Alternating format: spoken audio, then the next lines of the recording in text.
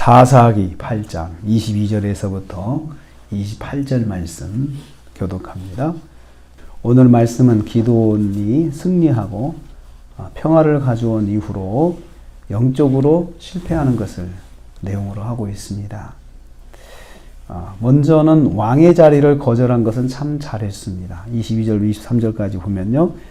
이스라엘 백성들이 기드온을 찾아와서 당신이 우리를 미디안의 손에서 구원했으니까 왕의 자격이 있습니다.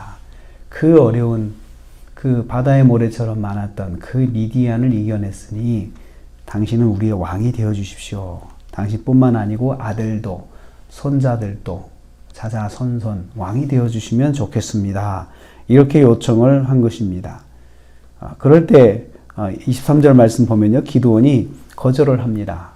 나는 다스리지 않고 우리 아들들도 다스리지 않고 그렇게 할 것이다. 왜냐하면 우리 이스라엘은 여호와께서 다스리기 때문에 여호와께서 다스릴 것이다. 여호와께서 우리의 왕이 되신 것이 우리 이스라엘이기 때문에 안 된다라고 거절을 했습니다. 그래서 오직 하나님께서 이스라엘의 왕이심을 백성들에게 선포를 한 거죠. 그래서 사람들이 높이는 영광을 거절했습니다. 그건 참 잘했습니다. 그런데 이제 그 다음부터가 문제입니다. 24절부터 보면요. 금고리를 요청을 합니다. 너희가 전쟁에서 탈취한 그 김고리. 금고리라는 말 속에는, 귀고리라는 말 속에는 코고리도 있고, 목고리도 있고, 온갖 고리를 다 거기다 묶어서 이제 표현을 한 것입니다. 그래서, 지도자들 왕으로부터 빼앗았고, 또 그 미디안의 그 수많은 사람들이 가지고 있는 금고리를 다 탈취를 했으니까요. 얼마나 많겠습니까? 그것을 다 내놨습니다. 25절 말씀에 우리가 즐거이 드리리이다 라고 하면서 다 내놨는데 참 무게가 엄청나게 많은 양의 금이 모였습니다. 그래서 여기는 뭐 심지어 말에게 장식했던 그 금 장식까지 왕이 타는 말에 장식했던 것까지 다 내놔서 이스라엘 안에 있는 금고리는 거의 다 기드온이 받아냈습니다. 이것을 보면은 기드온이 이제 참 7년 동안의 고통에서 이스라엘을 구원했으니까 얼마나 감사해요. 감사한 마음으로 이스라엘 백성들이 다 내놓은 거죠.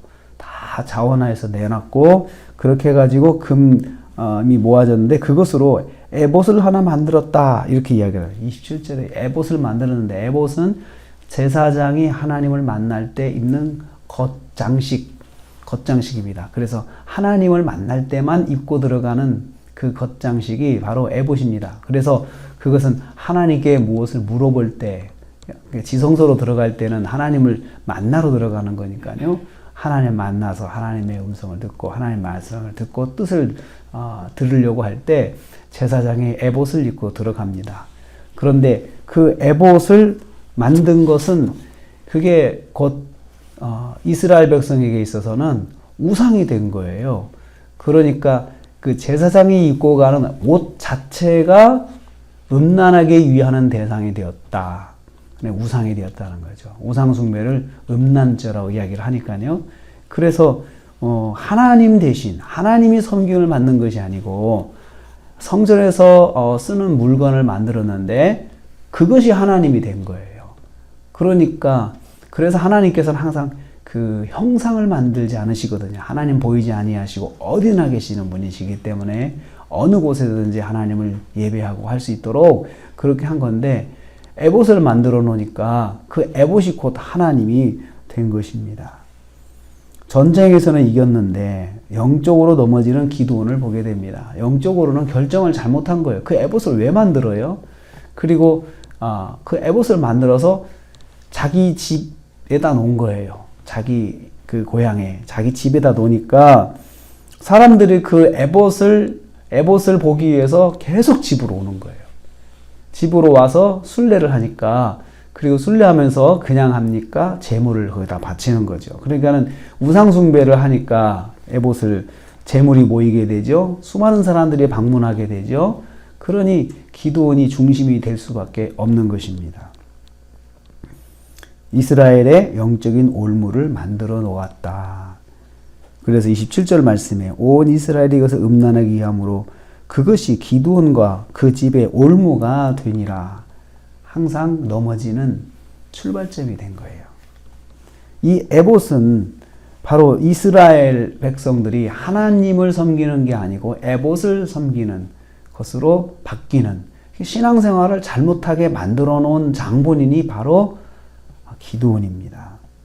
40년 동안 평화가 있었는데 그 40년 동안 제사장의 장식품, 장식 물건인 이 에봇이 우상이 되었습니다.